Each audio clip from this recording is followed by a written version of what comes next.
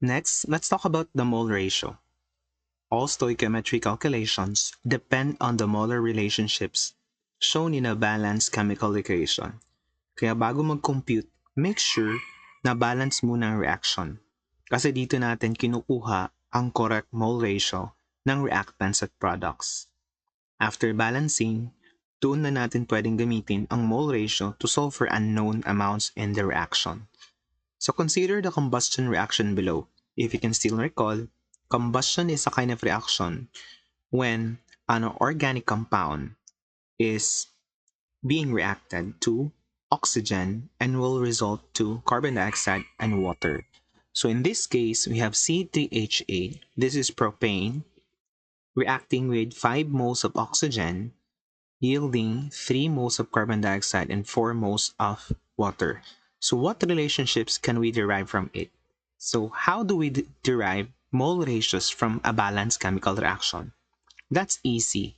All we need to do is to look at the balanced chemical reaction and then pair the compounds together with their moles with the other compound in the chemical reaction. For example, one mole ratio that we can have from this is for every mole of propane or 1 mole propane, that is also equivalent to 5 moles of oxygen. So where did we get 1 for propane here? So 1 comes from the coefficient of C3H8. Remember, 1 is not written. 1 is invisible. And where do we get 5 from? From 5 for this, for 5 moles of oxygen. We get this from 5, the coefficient 5 in the balanced chemical reaction. For, for literal translation, we will say that each mole of propane requires 5 moles of oxygen to completely burn. Another mole ratio that we can derive from this chemical reaction is 1 mole propane is to 3 moles of carbon dioxide. So again, based from the chemical reaction, for every mole, 1 C3H8, that is also equivalent to 3 CO2, 3 moles of carbon dioxide. So we can say that each mole of completely burned propane produces 3 moles of carbon dioxide. Another one is 1 mole of propane is to 4 moles of water. So where did we get 4 for water here? Again, it is from the balanced chemical reaction. So it means that each mole of completely burned propane produces 4 moles of water. Now I want you to try and give the other mole ratios based from the balanced chemical reaction. What are the other mole ratios that we can derive from this reaction? Think about it. Okay, very good. If you said 5 moles of oxygen is to 3 moles of carbon dioxide, that's the correct answer. That's one of the correct answers here. It means that for every 5 moles of oxygen consumed, 3 moles of carbon dioxide are produced. And again, where did we get 5? We get it from the balanced chemical reaction, 5O2. Where did we get 3? It is again from the balanced chemical reaction, 3 moles of carbon dioxide. Another mole ratio is 5 mole of oxygen is to 4 moles of water. Or for every 5 moles of oxygen consumed, 4 moles of water are produced. Another one is, this is the last mole ratio that we can derive from this chemical reaction. 3 moles of carbon dioxide is to 4 moles of water. It means that for every 3 moles of carbon dioxide produced, 4 moles of water are produced. I hope that you can get that you understood mole ratios. Okay, we are now in the most important part of stoichiometry. This is the first part of knowing an unknown value in mole using a known value in mole. This is a crucial part since most conversions start with mole-to-mole conversion. So before we delve into the details, mole-to-mole conversion is as easy as ratio and proportion. It is something like this. What if, for every cupcake, if a chef uses or requires 2 spoonfuls of sugar and 10 spoonfuls of flour, how many spoonfuls of sugar is required if the chef now uses 20 spoonfuls of flour? So actually, we can reconstruct a reaction using the problem above. Based from the problem above, we can have a simple reaction as 2 sugar plus 10 flour will yield 1 cupcake. So what if the chef now uses 20 spoonful of flour? So if the chef uses 20 spoonful full of flour, all we have to do is multiply the spoonful of sugar based from the mole ratio or the ratio of flour to sugar above. For every sugar, basically it requires 5 spoonful of flour. So we just easily multiply the number of sugar by 2 in this case.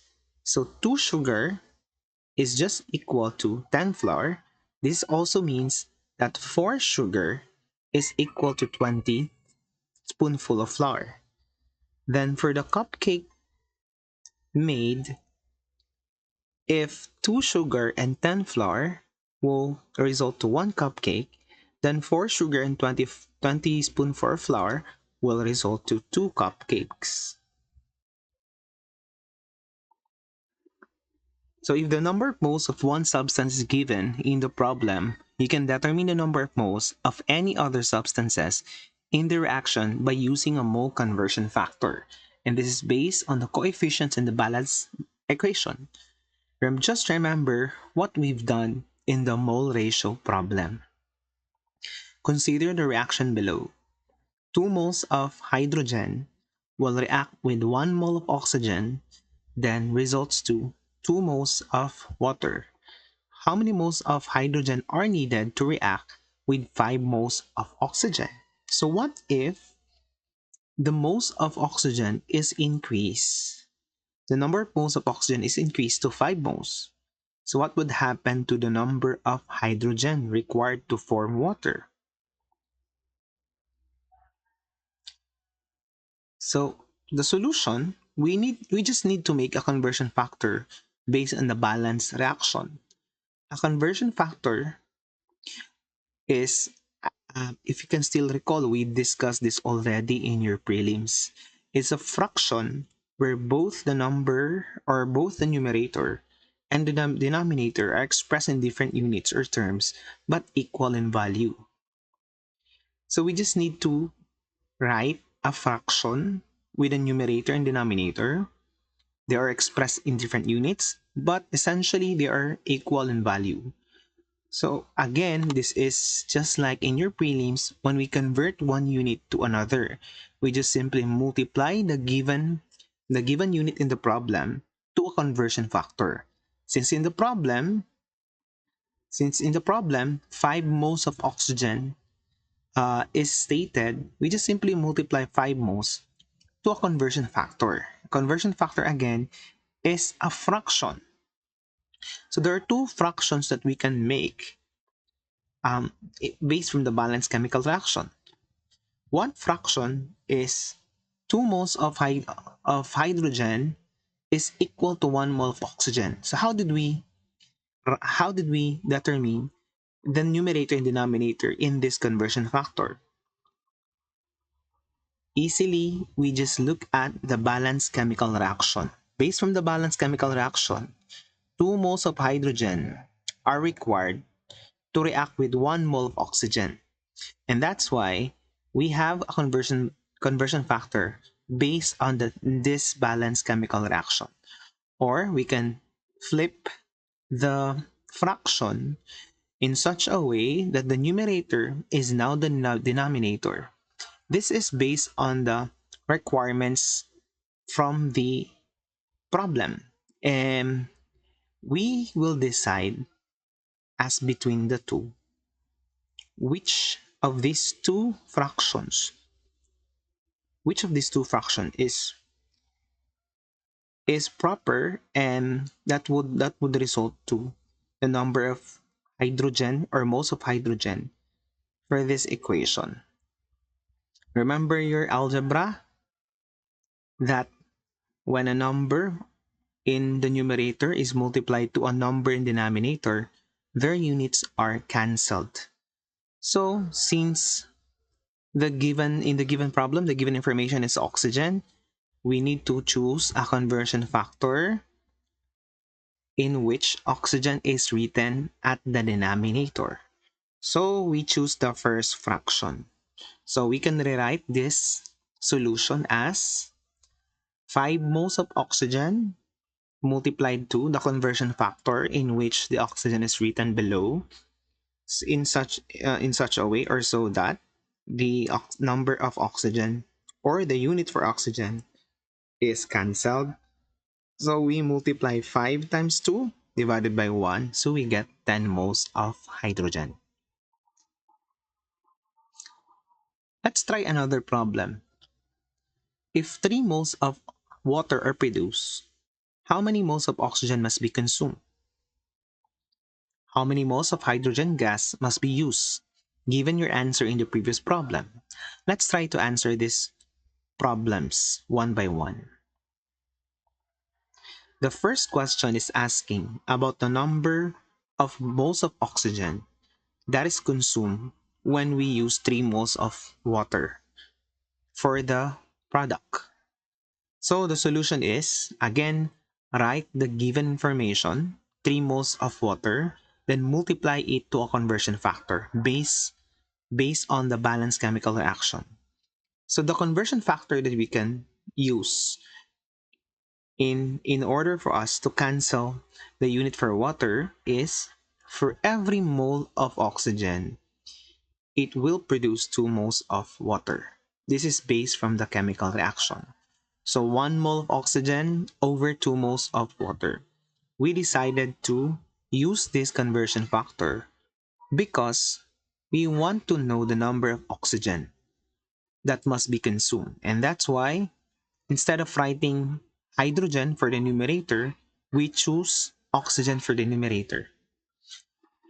And then cancel the units for water.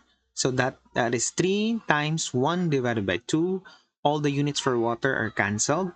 And what is left is the unit for oxygen. So 3 times 1 divided by 2 is 1.5 moles. For the next problem, how many moles of hydrogen gas must be used given your answer in the previous question? We can have two solutions for this, depending on the conversion factor that you will use.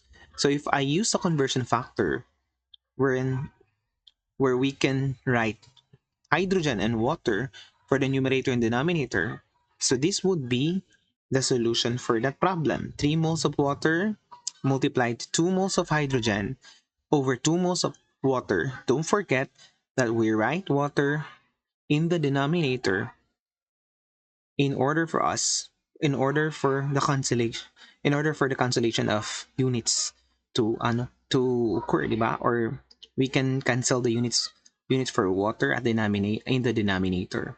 So what is left now is the unit for hydrogen. So 3 times 2, that is 6, divided by 2 is 3. So 3 moles. The next concept is called molar mass. We have already discussed this topic in your midterms. Molar mass is defined as mass per mole. This is the sum of the mass of all the atoms found in 1 mole's worth of a substance. Remember that the unit that we use in molar mass is gram per mole, or G per mol. This is the same as formula weight, but the unit is gram per mole. For example, if you're asked to calculate the molar mass of water, all you have to do is add all the masses of the atoms found in the chemical formula for water. Chemical formula for water is H2O. There are 2 atoms of hydrogen and 1 atom of oxygen. All you need to do is add all the masses of 2 atoms of hydrogen and 1 atom of oxygen, giving you 18.015 or 18.02 gram per mole. For consistency, we'll be using two decimal places for molar masses.